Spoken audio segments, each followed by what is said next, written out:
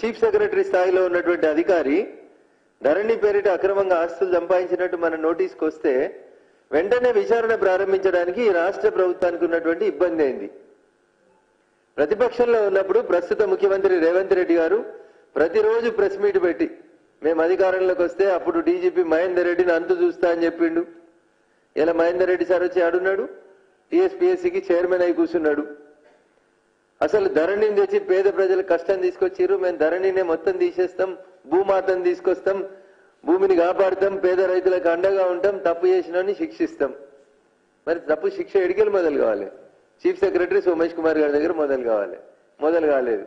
ఒకరోజు first page banner item, next second day Hetero సంస్థకి ఇచ్చినటువంటి భూముల మీద దర్యాప్తు. ఒక ఆశ్చర్యార్థకం, ఒక question mark. What is this? రాష్ట్ర సర్వోన్నత న్యాయస్థానం స్పష్టంగా చెప్పింది ఆ నిర్ణయాన్ని పునఃసమీక్షించమని. అప్పుడున్నటువంటి ప్రభుత్వం తప్పు చేసింది, తప్పుడు జీవోలు ఇచ్చింది. మీరు అధికారంలోకి వచ్చి 45-50 రోజులు అవుతుంది. ఎందుకు తడబడుతున్నారు? ఎవరి పని వాళ్ళు ఎందుకు చేయలేకపోతున్నారు? అధికారులకు ప్రాపర్ గా డైరెక్షన్స్ ఎందుకు ఇస్తలేరు? కేసు నమోదు చేసినాం. హెటిరో డ్రగ్స్ అనేటువంటి సంస్థ మీద కేసు నమోదు చేసినాం. ప్రభుత్వం వాళ్ళకి ఇచ్చినటువంటి భూమిలో పోయి ప్రభుత్వ స్థలం అని బోర్డు పెట్టుంది. 75 గజాల లోపల ఇచ్చిన 59 జీవో మీదనేమో రిజిస్ట్రేషన్ లాపమని చెప్తారు. కానీ హైకోర్టు పునఃసమీక్షించమని చెప్పిన తర్వాత అక్కడ క్యాన్సర్ హాస్పిటల్ దగ్గర పనులు నడుస్తుంటే this land belongs to government అని బోర్డు పెట్టడానికి మనం ఇష్టపడతలేం. ఎన్ని వేల కోట్ల భూమి అది? మీరే చెప్తా ఉన్నారు, వేల కోట్ల భూములని పత్రికలకు లీకులు ఇచ్చి వార్తలు రాపిస్తా ఉన్నాం. Then what is your problem? ఎందుకు హెటిరో సంస్థకి ఇచ్చినటువంటి భూమి ఇల్లీగల్ అని రాష్ట్ర ప్రభుత్వం గుర్తించిన తర్వాత కేసు నమోదు చేసి ఆ భూమిని స్వాధీనం చేసుకోవడంలో మనకున్న అభ్యంతరం ఏంది? అంటే ఇంకా మాట్లాడుకుందాం అనుకుంటున్నా? What is the reason why the cases are being pending? ఒక ఐఏఎస్ గురించి చెప్పాల్సిందంటే ఒక 100 మంది గురించి చెప్పొచ్చు.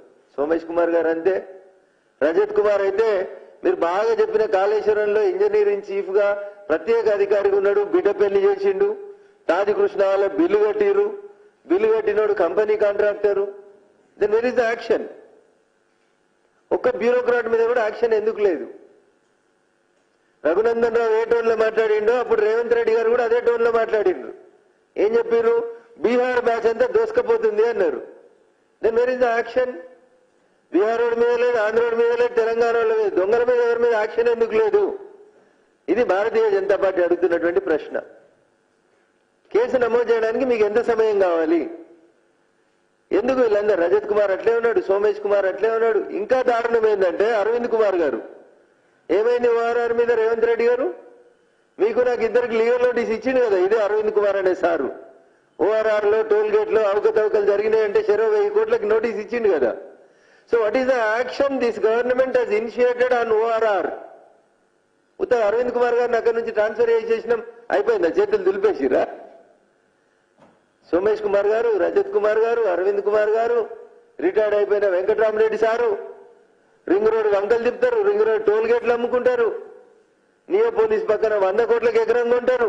మీరు బ్యూరోక్రాట్లా ఇంకా బందిపోట్లా? ఏడికెళ్ళి వస్తున్నాయి మీకు ఈ పైసలన్నీ? ఏం చేస్తారు వీళ్ళంతా?